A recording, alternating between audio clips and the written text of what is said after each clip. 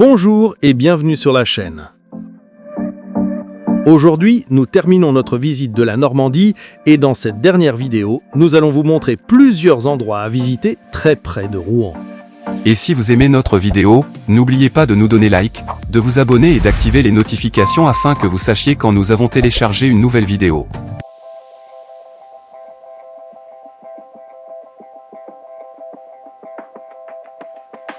Après plusieurs jours à parcourir la région de Normandie, à la fois la côte et l'intérieur des terres, après avoir visité Rouen, la capitale de cette jolie région française, nous avons visité plusieurs villages proches, en commençant le parcours à Lyon-la-Forêt, qui se trouve dans la liste des plus beaux villages de France, alliant de jolies maisons de briques à des maisons à colombage, comme la maison Benserade, lieu de naissance d'Isaac Benserade, poète de la cour du roi Louis XIV.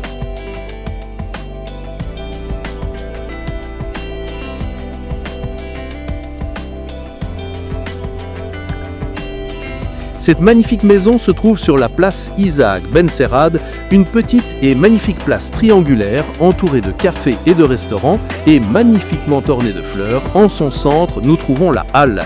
qui, depuis le XIVe siècle, préside la place et où 3 fois par semaine se tient un marché.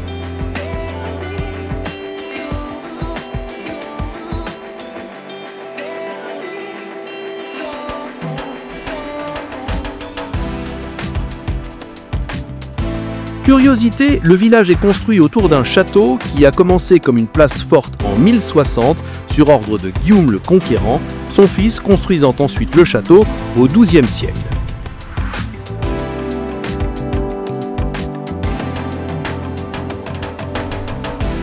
Un autre fait curieux est que la majorité des maisons que l'on peut voir aujourd'hui ont été construites entre les XVIIe et XVIIIe siècles en raison d'un incendie en 1590 qui a détruit une grande partie du village. Il ne reste donc qu'un petit nombre de maisons antérieures à la date de l'incendie.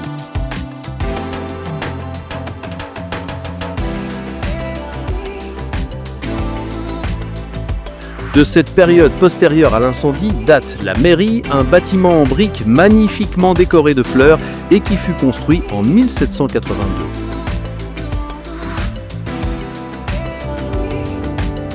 Nous avons continué notre promenade en nous délectant de la beauté des jolies maisons de Lyon-la-Forêt et au bout de la rue de l'Hôtel de Ville, si nous nous dirigeons vers la rive de la Lieure, une courte et jolie promenade nous mène à la place des Trois Moulins. Nous trouvons l'ancien couvent des Bénédictins, à l'origine un pavillon de chasse du XVIe siècle, qui a fonctionné comme couvent entre 1706 et 1768 jusqu'à la Révolution française où il est devenu une usine textile et ensuite une verrerie. En contournant l'ancienne motte castrale sur une place où nous trouvons un monument aux morts des 2 guerres mondiales, nous trouvons une autre magnifique maison appelée la Frêne, appelée populairement la maison de Maurice Ravel, et où, lors de plusieurs séjours entre 1911 et 1922, le célèbre musicien a composé plusieurs de ses œuvres.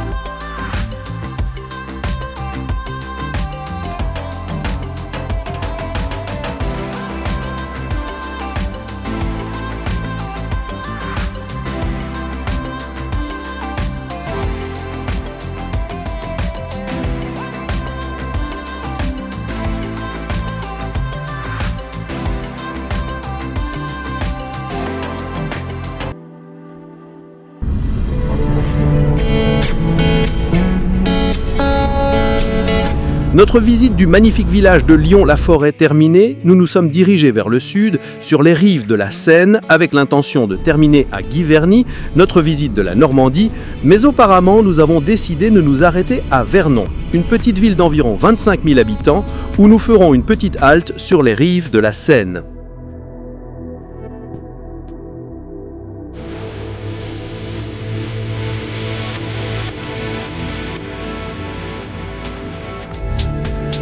Au bord de la rivière, nous trouvons le château des Tourelles, un petit et charmant château médiéval construit à la fin du XIIe siècle qui servait à protéger l'entrée par l'ancien pont fortifié et qui, au cours de son histoire, outre sa fonction de forteresse, a eu diverses utilisations comme moulin ou prison pendant la Révolution française.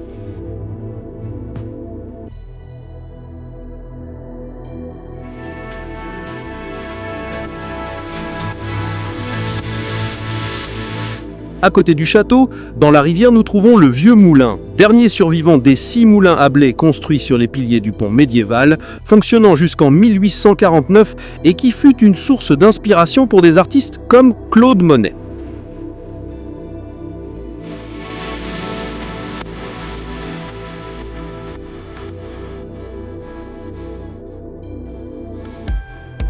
Il est situé sur un pont médiéval mentionné pour la première fois au XIIe siècle. Détruit à plusieurs reprises par les inondations de la Seine, un pont plus moderne fut construit au XIXe siècle, bien qu'il ait subi à nouveau des dommages pendant l'invasion prussienne et pendant la Seconde Guerre mondiale, laissant le pont dans son état actuel.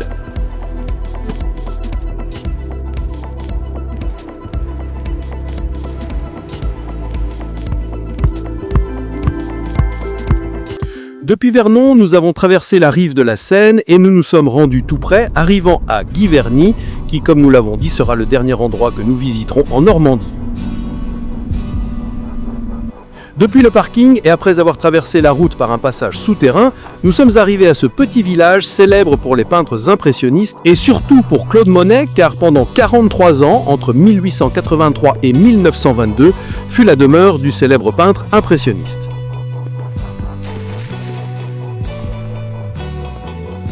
On peut voir des œuvres de Claude Monet ainsi que d'autres peintres impressionnistes renommés comme Renoir au Musée des Impressionnismes, un musée à l'architecture moderne qui contraste harmonieusement avec le charme classique de Giverny, entouré de jardins à la française qui invitent à une promenade bucolique.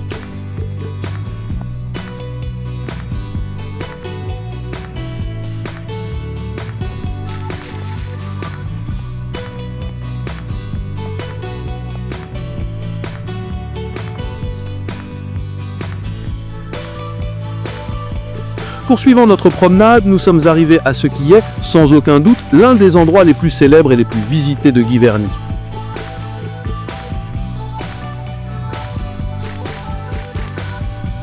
Nous parlons de la maison et des jardins de Claude Monet que nous avons trouvés fermés à l'heure où nous avons visité Giverny, mais selon les touristes que nous avons rencontrés et qui ont pu le faire, la visite en vaut vraiment la peine. Dans la maison où Claude Monet a vécu plus de 40 ans, chaque rue met une œuvre en soi avec des meubles d'époque et des objets qui transportent les visiteurs à l'époque où Monet lui-même y résidait, permettant de profiter de la beauté de la maison dans des lieux aussi divers que la chambre, la cuisine ou la salle de mange. Et à côté de la maison, nous trouvons des impressionnants jardins dont la visite vous plonge dans l'impressionnisme, vous permettant de profiter du jardin d'eau, de l'étang, des nénuphars ou du célèbre pont japonais que Monet a peint jusqu'à 45 fois.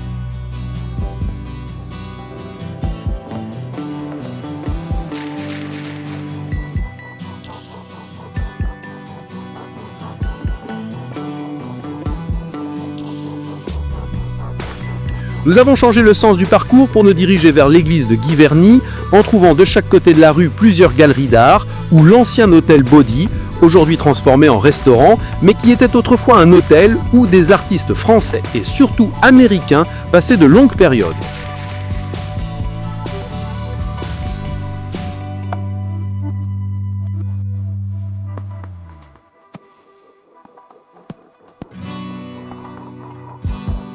Nous sommes arrivés à l'église Sainte-Radégonde, une petite église médiévale avec un curieux clocher octogonal.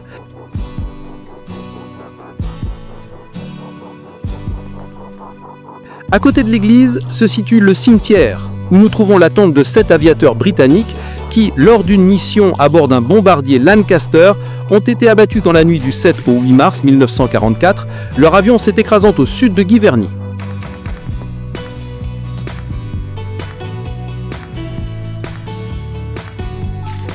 Mais sans doute la tombe la plus célèbre est celle de Claude Monet et de sa famille, décorée de fleurs et d'objets laissés par des admirateurs du monde entier, et à côté de laquelle nous terminons notre visite de Giverny et de la Normandie, la région française, que nous avons parcouru pendant plusieurs jours en profitant de ces monuments, traditions et paysages.